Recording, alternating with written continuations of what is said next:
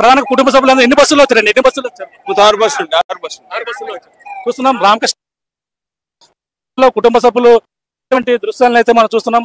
6 బస్సుల్లో కుటుంబ సభ్యులందరూ కూడా ఇక్కడ భారీ ఎత్తున అక్కడ చేరుకున్నటువంటి దృశ్యాలను చూస్తున్నాం. మరో పక్కన ఇక్కడ వివిఐపీలు భారీ ఎత్తున ఇక్కడ చేరుకున్న మరో పక్కన పవన్ కళ్యాణ్ సంబంధించినటువంటి ఆయన కూడా పవన్ కళ్యాణ్ కూడా ప్రమాణ స్వీకారం సినీ ప్రముఖులు కూడా ఇక్కడ చేరుకుంటున్నారు. ఇక్కడ ప్రధానంగా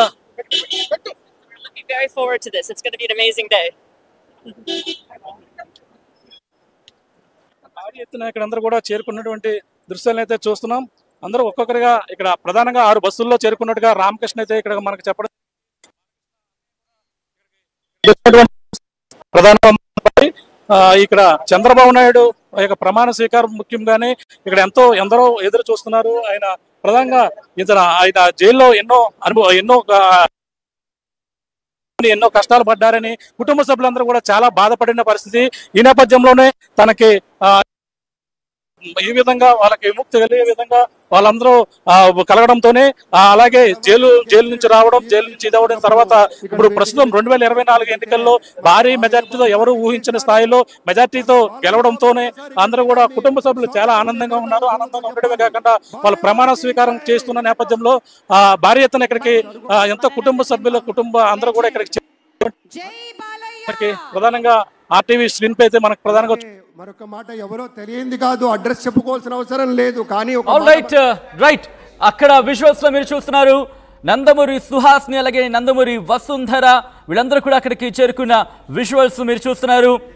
ఇంట్రెస్టింగ్ మొత్తం క్యాబినెట్ కి సంబంధించి మరి కాసేపట్లో ప్రమాణ స్వీకారం చేయబోతున్నారు. ఇంట్రెస్టింగ్ మనోజ్ నందమూరి రామకృష్ణ ఆయన సాధారణంగా మీడియాతో మాట్లాడిన సందర్భం మనం ఎప్పుడూ చూడలేదు. కానీ నేను చంద్రబాబు జైలుకి వెళ్ళినప్పుడు అక్కడ ఆ క్యాంప్ దగ్గర నుండి రిపోర్టింగ్ చేసినప్పుడు ఆయన ఫస్ట్ టైం దానికి సంబంధించి కంటిన్యూ చేద్దాం. చిరంజీవి అక్కడికి చేరుకున్నారు. ఇన్ఫాక్ట్ నిన్ననే విజయవాడకి చేరుకున్నారు చిరంజీవి. ఆయన ప్రస్తుతం స్టేజ్ కి చేరుకున్న విజువల్స్ మీరు చూస్తున్నారు. ఎందుకంటే దాదాపు 10 గంటల 50 నిమిషాలు ఇంకొక 40 నిమిషాలు కూడా లేదనే చెప్పుకోవాలి. ఇంకొక మహా కష్టం అయితే కాస్త మ్యాథ్స్ లో నేను వీక్ మనోజ్. చిరంజీవి అక్కడ చేరుకున్నారు. అయితే ఓవరాల్ గా స్టేజ్ కి సంబంధించి ఏర్పాటు చూసినా కూడా 3.5 ఎకరాల్లో వివిఐపీలకు సంబంధించి కావచ్చు ఆ స్టేజ్ ప్రాంగణం మొత్తం కూడా ఏర్పాటు చేశారు.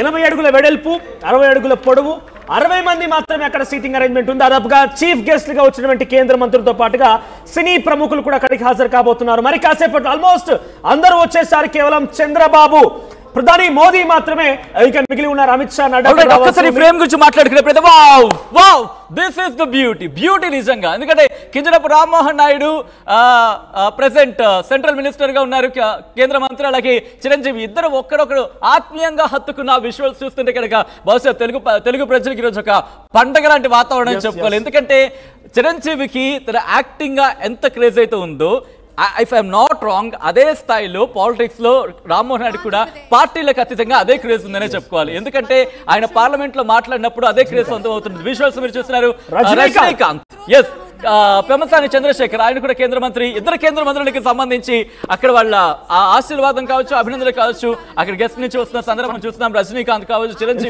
రజనీకాంత్ చిరంజీవి బ్యాక్గ్రౌండ్ లో పన్నీర్ సెల్వం కూడా ఉన్నారు. ఆయన ఎక్స్ సీఎం. సో వీళ్ళందరూ కూడా సుమారుగా 60 మంది గెస్ట్లకు మాత్రమే అక్కడ అలో ఉంది. ఆ స్టేజ్ మీద కూర్చోవచ్చు. అంటే కేంద్ర మంత్రులు, ఇటీవల కాలంలో ప్రమాణ స్వీకారం చేసిన కేంద్ర మంత్రులు, ప్రమాణ స్వీకారం చేయబోయేటువంటి ఆంధ్రప్రదేశ్ రాష్ట్ర మంత్రులు, ముఖ్యమంత్రి మాత్రమే కూర్చుంటారు ఆ స్టేజ్ మీద. చూడాల్సిన అవసరం అయితే చాలా మహా అద్భుత ఘట్టం అని చెప్పాలి.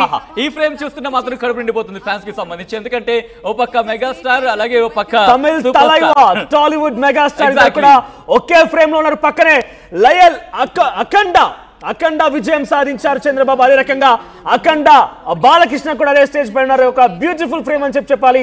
చిరంజీవి, రజనీకాంత్, బాలకృష్ణ, తమిళ్ తలైవా టాలీవుడ్ మెగాస్టార్ ఇద్దరు కూడా వాళ్ళు ఏం మాట్లాడుకుంటారు బహుశా చాలా ఇంట్రెస్టింగ్. ఎందుకంటే ఇద్దరు కూడా పాలిటిక్స్ లోకి వద్దామని అనుకున్నారు, ఒకనొక సందర్భంలో వచ్చారు, బట్ వాళ్ళ రోల్ ప్లే చేశారు. సచిన్ కనుక గుర్తుంటే గతంలో టీడీపీకి సంబంధించి ఎన్టీఆర్ జయంతి ఉత్సవాలు జరుగుతాయి. ఒక్కసారి మనోజ్ అక్కడ డాక్యుమెంటరీ ప్లే చేస్తారు, డాక్యుమెంటరీ చూద్దాం.